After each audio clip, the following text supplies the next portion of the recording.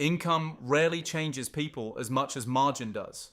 That is the whole video, because most people think a raise should feel like freedom. More money comes in, life gets easier, stress goes down, the future opens up. That is the fantasy.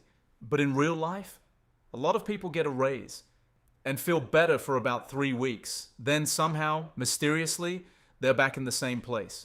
Still stressed, still tight, still saying, I make more than I used to, so why does it still feel like nothing changed? That feeling is not random. There is a reason every raise feels useless. And the reason is brutal. The raise is real. But your margin never changes. That's it. That's the trap. Because a raise does not automatically improve your life. A bigger gap improves your life. The gap between what you earn and what your life requires. And for most people, the second income goes up. Life expands to eat it. Not dramatically, quietly. A slightly nicer place, a better car, a few new subscriptions, more eating out, a little more convenience, a little more comfort. A few, I deserve this upgrades, nothing insane. That's what makes it dangerous. A raise usually does not get destroyed by one stupid decision. It gets dissolved by 10 reasonable ones. And that is why it feels useless. Not because the raise was fake. Because the extra money never got the chance to become freedom. It got promoted into lifestyle. That is the enemy. Lifestyle inflation. And it is one of the cleanest scams in personal finance because it does not feel like a scam. It feels like progress. That's why people miss it. You get a raise. You tell yourself, finally, I can breathe. I can loosen up a little. I've earned this. And to be fair, you probably have earned it. That is what makes this so tricky. The problem is not enjoying your life. The problem is letting every increase in income turn into a permanent increase in monthly pressure, because permanent pressure kills the power of a raise. Let's make this painfully simple. Say you get a raise worth an extra $600 a month after tax. At first, that sounds meaningful. That is real money. That could build a cash buffer, pay off debt, start investing, create breathing room, buy back some future. But instead, let's say the raise gets translated into $250 more in rent, $180 more on a car payment, $70 more on subscriptions and random upgrades, and another $100 in lifestyle drift you barely notice. Raise gone. Completely. Not wasted in a dramatic way, just absorbed. That's the key word. Absorbed. Because a lot of raises do not disappear. They get absorbed by a more expensive version of normal. And once something becomes normal, it becomes hard to cut. That is how people end up making more than ever while still feeling financially trapped. The money increased. The pressure increased with it. So freedom stayed flat. And that is the part nobody celebrates on social media. No one posts, just got a raise and accidentally turned it into higher fixed costs. No one says, just improved my salary and somehow made my future more fragile. But that is what happens all the time. History is full of this. In the post-war boom, rising incomes gave people the ability to buy more. That sounded great, and in many ways it was. But it also trained people to connect success with visible upgrades. Bigger house, better car, nicer furniture, more stuff, more signals. Then credit cards made the whole process faster. Now you did not even need the raise first. You could start living the upgraded version early and let future income try to catch up. That made the feeling even stronger, and the structure even weaker. Fast forward to now, and the trap has gotten cleaner, because today you don't just upgrade because of your neighbors.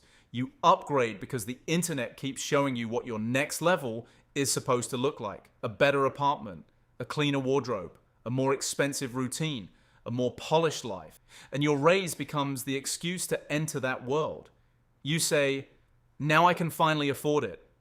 Maybe, but can afford the payment and can afford the life are not the same sentence.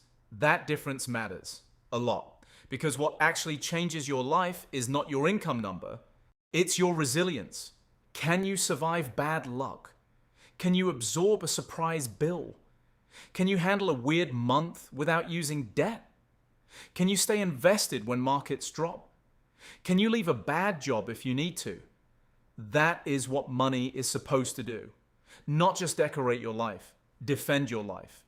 And a raise only does that if part of it stays yours. That's the entire game. Not earning more, keeping more of the increase. That's why some people get stuck for years. Their income graph goes up. Their freedom graph doesn't. Because every raise goes straight into rent, car upgrades, comfort spending, easier habits, and a more expensive version of everyday life. This is why a lot of high earners still feel broke.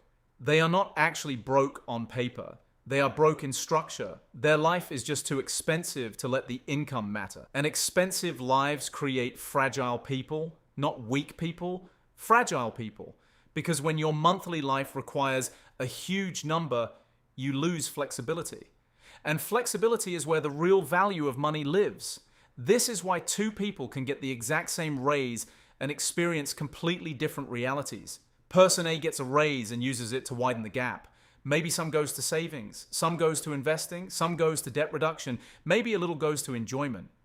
But the core difference is part of that raise becomes margin. Person B gets the same raise and immediately upgrades the visible parts of life. Now the apartment is nicer, the car is nicer, the habits are nicer, the weekends are nicer, but the stress is suspiciously familiar.